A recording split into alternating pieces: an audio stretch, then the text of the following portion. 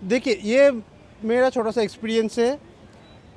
Generally जो party power में रहता है, ज़्यादातर हिंसा उसी के हाथ से ही होता है। यानी दीदी ने करवाई हिंसा, ज्यादातर उसी का बोल हाथ सकते है। हैं, आप बोल सकते हैं। और पंचायत जो कि रूरल एरियाज़ में होता है ज़्यादातर, वहाँ पे तो पंचायत के जो लीडर्स होते हैं वो जनरली वो गांव के थोड़ा नेता टाइप का आदमी होता है। वो लोगों के पास जनरली यंग पीपल का ब्रिगेड होता है और वो ही वोट कंट्रोल कर सकते हैं। और गांव में है तो कंट्रोल करना जनरली इजी होता है, प्रोटेक्शन कम होता है।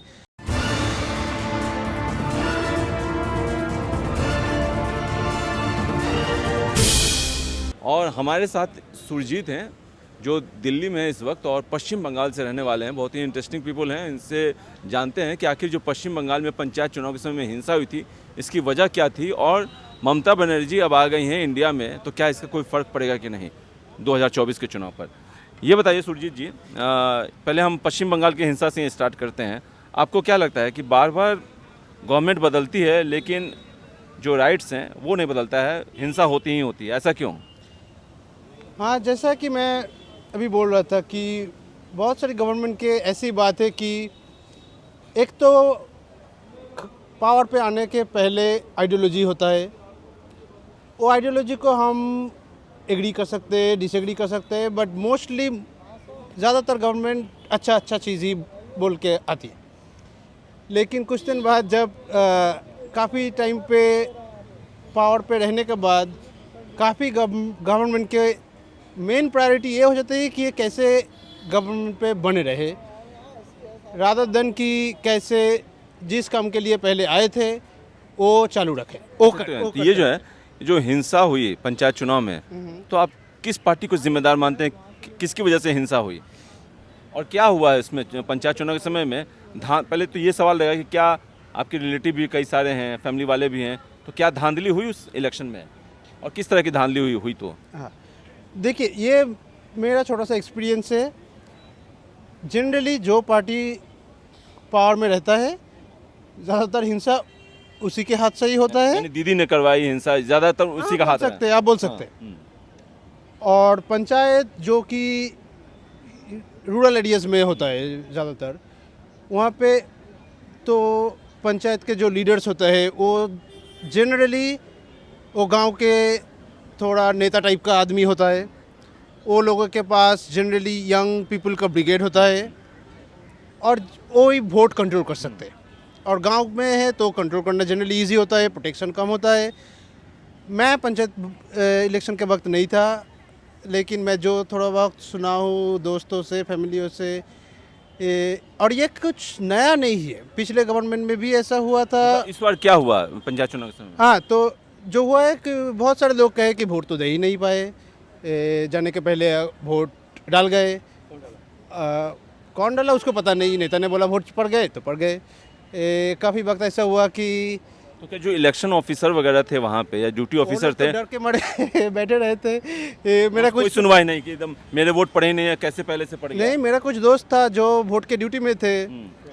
वो लोग तो कहे कि हम जो जान लेके वापस आए, यही बड़ी बात है। मतलब आप ये कहना चाह रहे हैं कि गवर्नमेंट वहाँ थी तो पुलिस भी गवर्नमेंट के लिए काम कर रही थी, और वहाँ के जो लोकल नेता हैं पार्टी के, टीएमसी के, तो वो सब उनको ज़्यादा प्रोटेक्ट कर रहे थे, और लोग जो ड्यूटी पे लगे हुए थे, चाहे पब्लिक हो, चाहे वो ड्यूटी पे लगे हुए एम्प्लॉयज़ हो या ऑफिसर हो, वो डरे हुए थे। हाँ, मैंने जो सुना है तो यही। अच्छा, ये बताइए, ममता अब आ गई हैं इंडिया में, केजरीवाल आ गए हैं, ममता आ गई हैं, राहुल गांधी आ गए, सब आ गए हैं, और एनडीए के खिलाफ यानी मोदी जी के खिलाफ चुनाव लड़ रहे हैं। आपको क्या लगता है जो ममता बनर्जी आई हैं और कांग्रेस भी, दोनों एक दूसरे के, पश्चिम बंगाल में दोनों अलग अलग हैं, लेफ्ट भी अलग है, तीनों एक साथ आ गए हैं अब, तो इसका कोई असर पड़ेगा 2024 के चुनाव में, इलेक्शन में? मैं तो चाहूँगा पढ़े, क्योंकि मेरे लिए ज़्यादातर डेंजरस तो बीजेपी पार्टी ही है, मोदी जी का पार्टी है। ऐसा क्यों? क्योंकि आप तो कह रहे हैं कि पश्चिम बंगाल जब पंचायत चुनाव में हिंसा ज़्यादा कराने का के पीछे हाथ भी ममता का था, दीदी का था, ये तो लेकिन आप बीजेपी को नहीं चाहते हैं, ऐसा क्यों? हाँ, क्योंकि मेरे लिए ये तो बड़ा डेंजर है, दीदी से भी खतरनाक। बहुत ही खतरनाक है। तो जब जोट हुए, अगर इसमें अच्छा होगा, अगर बीजेपी सरकार गिरे तो बहुत अच्छा होगा पर मेरे तरफ से। तो ये क्यों चाहते हैं कि आप बीजेपी ना बने सेंटर में? क्योंकि मुझे तो बीजेपी के फंडामेंटल आइडिया से, एक्शन से प्रॉब्लम है। मैं लेफ्टिस्ट कम्युनिस्ट हूँ पहले, और जो बीजेपी जनरली जो मेरे लिए एक राइट विंग पार्टी है। मतलब आप पार्टी से जुड़े हुए हैं या नहीं, पब्लिक है या विचारधारा से उनके प्रभावित हैं? हाँ, मैं मार्क्सिस्ट हूँ, theoretically, philosophically, ideologically. Party Marxism से मुझे प्रॉब्लम भी है, लेकिन बीजेपी मेरे लिए सबसे बड़ा प्रॉब्लम है। ये राइट विंग फैसिस्ट पार्टी है।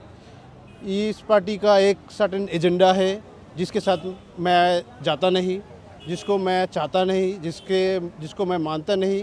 बीजेपी पार्टी का एक आइडिया ऑफ इंडिया है, एक विजन ऑफ इंडिया है जिसके साथ मैं एग्री नहीं करता।